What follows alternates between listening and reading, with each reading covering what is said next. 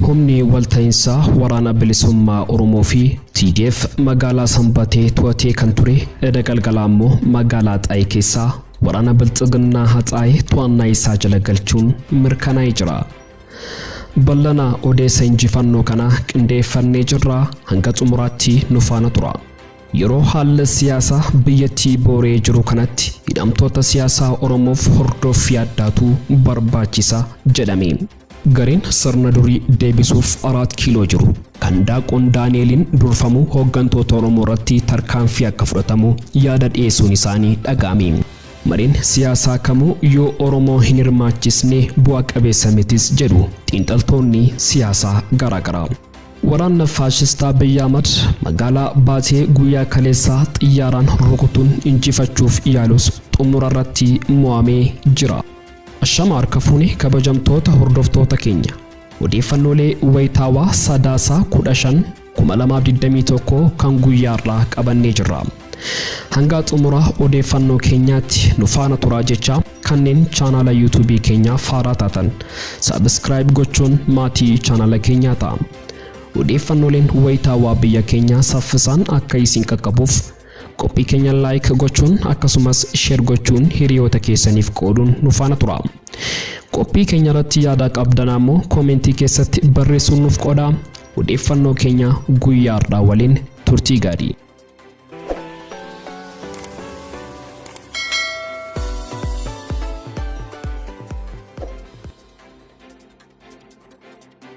Humni walta'iinsaa waraana bilisummaa Oromoo fi TDF magaalaa Sanbatee to'atee kan ture edda galgalaa immoo magaalaa Xaayii keessaa waraana biltsiginnaa hedduu haxaa'uun to'annaa isaa jala galchuun mirkanaa'ee jira. Waraanni bilisummaa Oromoo fi waraanni TDF kaaba Oromiyaa godina Walloo aanaa Jillee Dhummuugaa halkan kaleessaa bakkoota hedduu to'annaa isaanii jala galchuu beekamee jira. Waraanni aanaa Jillee Dhummuugaa kana keessatti torban tokkoof kan deemaa ture yoo ta'u sababiin lolli kun torban lakkoofsiseefis kaabinoonni aanichaa namoota hedduu qabeenyaan sobuun kan dirqisiisee waraana kana dura dhaabaa kan turan yoo ta'u waraanni bilisummaa Oromoo qeerroo dabalatee TDF waliin ta'uun osoo qotee bulaa hin miine haala addateen naannaa magaalattii torban tokko booda to'achuu danda'ee jira.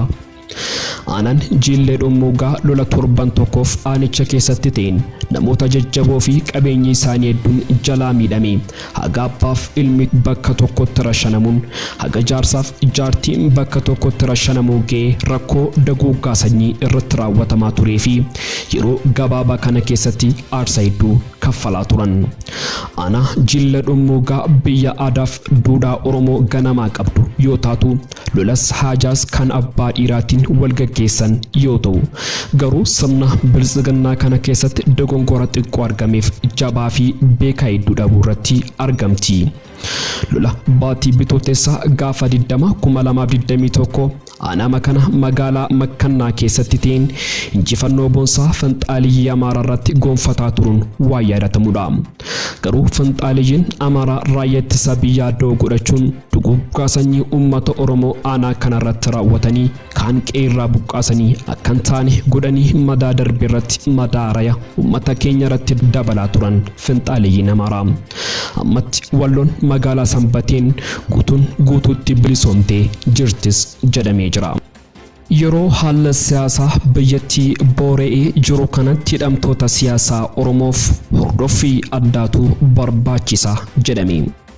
Haalli siyaasa Itoophiyaa guyyaarraa gara guyyaatti booraa deemaa jiraachuusaan wal qabatee murni biyya bulchaa jirus miira aantummaa Oromoo fi Oromiyaaf qabaachuu dhabuunsaa haalli qabiinsa hidhamtoota siyaasaa Oromoo gadaanaa akka ta'u taasisaa jiraachuu yeroo garaagaraatti gabaasaan turuun keenya ni yaadatama.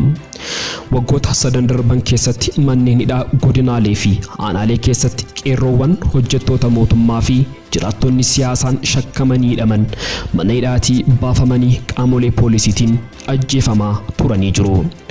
Murni amma aangoo farkaa qabu kun Oromoo irraa sodaa waan qabuuf egerii Oromoo balleessuuf waan humna isaa hunda taasisaa kan jedhu rogeessi siyaasaa OMN bilbilaan dubbise.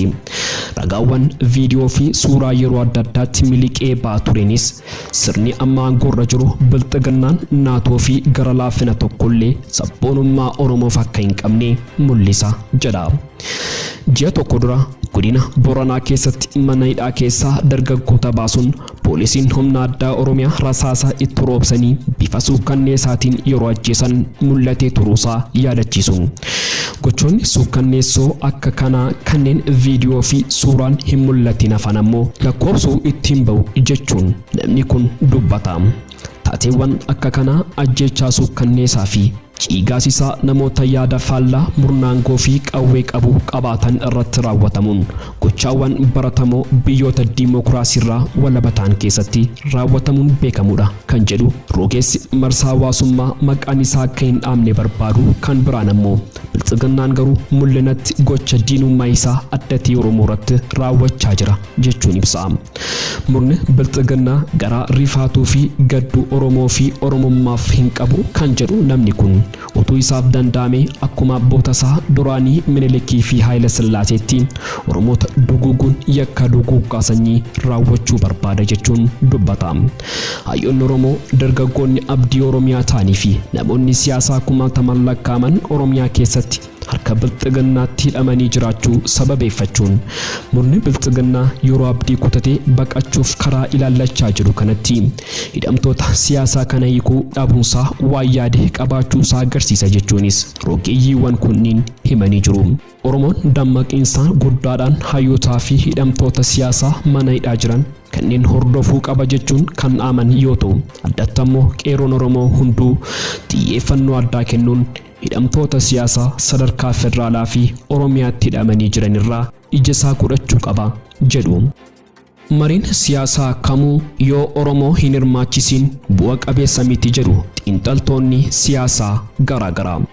Dhimma siyaasa Itoophiyaa keessatti adeemsifamu kamuu uummata Oromoo yoo hin hirmaachifne Itoophiyaan nagaa argachuu hin dandeessu jedhu qooda fudhattoonni siyaasa Itoophiyaa.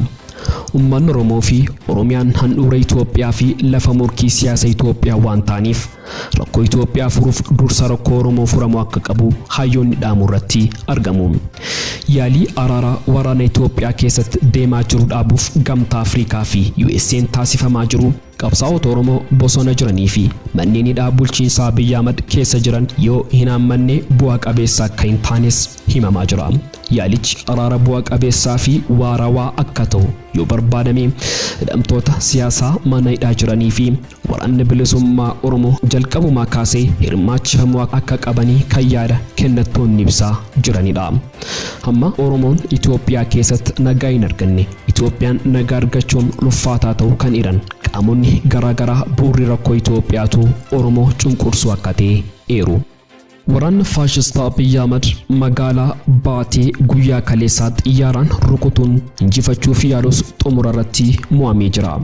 Kaaba Oromiyaa godina Walloo aanaa Baatee waraanni faashistaa Abiy Ahmed xiyyaaraan rukutuu mirkaneeffannee.